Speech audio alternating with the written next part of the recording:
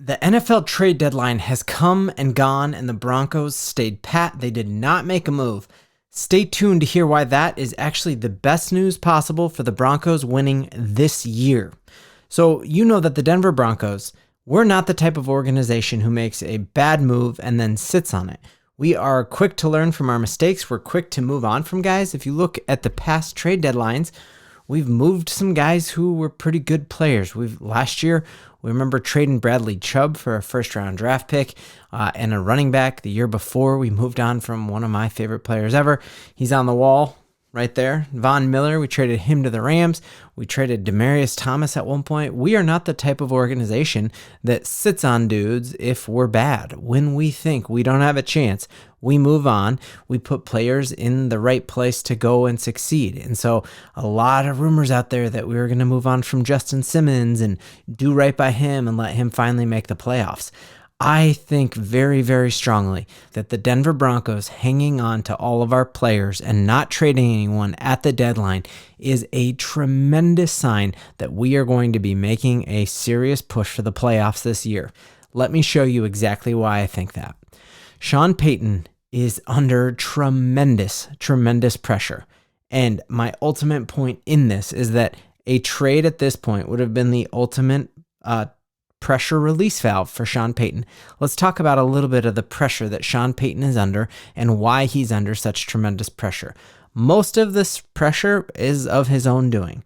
So the first pressure point, why Sean Payton is under pressure and a trade would have helped him, is that the Broncos gave up a lot to get him. The Broncos traded a first-round draft pick and a second-round draft pick next year for Sean Payton. Essentially, we traded Bradley Chubb, who we picked over Josh Allen, a franchise quarterback, for Sean Payton, plus a second-round draft pick next year, which if we don't do well, is essentially a first-round draft pick. If we end up being the second or third worst team in the NFL, that second-round draft pick ends up being 33 or 34, and dudes who are mocked in the end of the first round are certainly going to fall to that pick. That is so much trade asset and trade capital for a coach. Look at other top coaches in the league who you'd rather have. Bill Belichick. They didn't give up that kind of draft pick, that draft capital for him. Kyle Shanahan, they gave up nothing for him. They just got to sign him.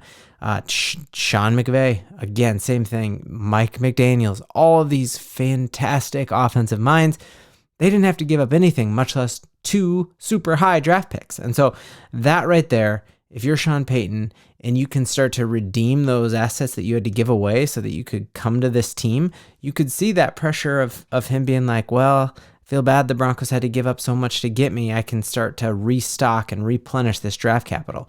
So that's the first reason we're under tremendous pressure if you're Sean Payton. Second thing is, not only do we give up a ton to get him, we're paying him a ton to be our coach. He is the second highest paid coach in the entire NFL, right behind Bill Belichick. And sure, our owner also owns Walmart, and he's got more money than he knows what to do with. But we gave up tons of picks to get him. We're paying him more than any other coach in the NFL other than Bill Belichick. All of this is adding to pressure to Sean Payton. The next reason, we gave up a ton to get him. We pay him more than anyone could imagine. And then on top of that, he comes out and says that last year's coaching job was the worst coaching job in the history of the NFL. Like right away, he is setting the stage for, hey, I'm worth 2 first-round draft picks. I'm worth being paid more than anyone else. And the team last year, that was the worst coach in NFL history. I'm going to be so much better than that. All of this tremendous pressure coming on top of him. In that exact same interview, we hear that he came out and he changed Russell Wilson's entire method of working. Russell Wilson lost his offense. Russell Wilson can no longer have Ciara in the team facilities whenever she wants. He came in and rocked everything up, told Russell Wilson, who we gave all that money to and gave all of our draft picks to, he said, Russell Wilson, I am the captain now. I am in charge of this ship. Get right or get out of here. And so all of these things are starting to lay this groundwork of just so much pressure. In that same interview, he comes out and says that if the Broncos don't make the playoffs, he is going to be furious. And then he came out later and said how upset he was at the NFL referees and that he had more penalties against him when he was in New Orleans than any other coach in the NFL, and that teams playing him had less penalties than any team in the NFL. All of this stuff, you guys, I hope you just see that Sean Payton has put all of this pressure on himself to win. And all he has to do is push that trade button and say, hey, I didn't buy these groceries. I can't be expected to make a great meal. This is the last time that Sean Payton has that ability to blame someone else.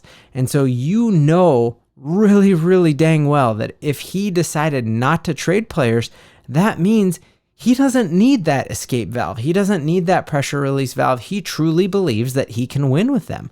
And if at any time next year he can't say, well, I didn't do anything. I didn't pick these players. This is his one and only time where he gets to blame someone else. He gets to blow it up. He could still throw Nathaniel Hackett under the bus. He could do all of that. But Sean Payton, not only did he say, I'm not going to accept trades for these dudes, he kind of laughed at it and made fun of the media. He said, we're not open or even remotely shopping anyone.